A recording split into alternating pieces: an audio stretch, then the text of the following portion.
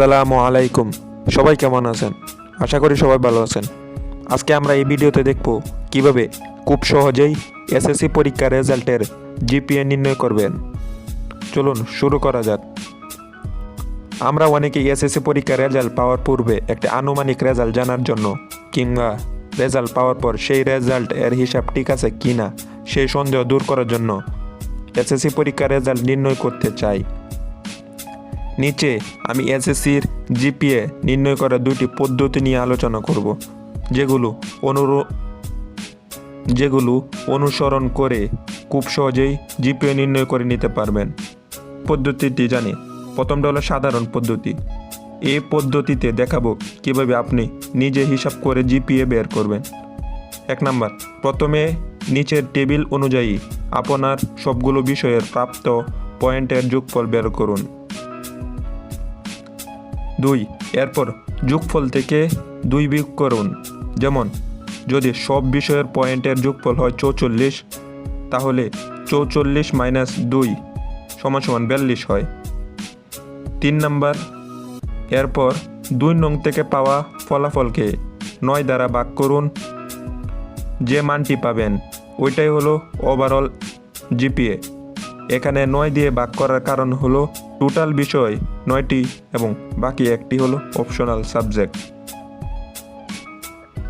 আর আপনি যদি নিজে হিসাব করে জিপিএ বের করতে না চান তাহলে নিচের পদ্ধতি আপনার জন্য। পদ্ধতিটির নাম হলো অটোমেটেড পদ্ধতি। এই পদ্ধতিতে দেখাবো কিভাবে আপনি নিজে হিসাব না করে অটোমেটেড টুল বা ওয়েবসাইট ব্যবহার করে জিপিএ বের করতে পারবেন।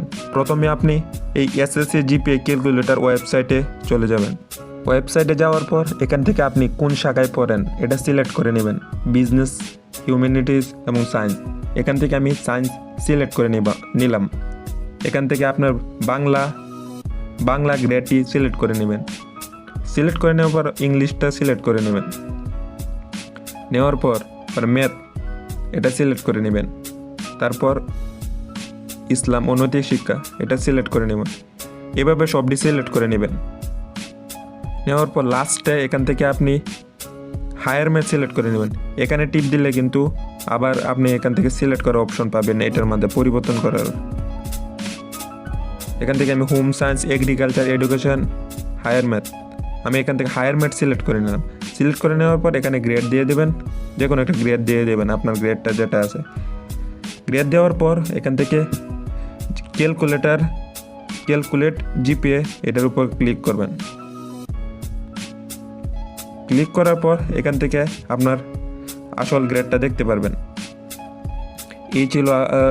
এই হলো আসল, এটা হলো আপনার গ্রেড। এটার সাথে আপনি অরিজিনালটা পাওয়ার সাথে মিলিয়ে নেবেন। এই ছিল আজকের ভিডিওটা ভালো লাগলে অবশ্যই একটা লাইক করে দেবেন। চ্যানেলে নতুন হয়ে থাকলে একটা সাবস্ক্রাইব করে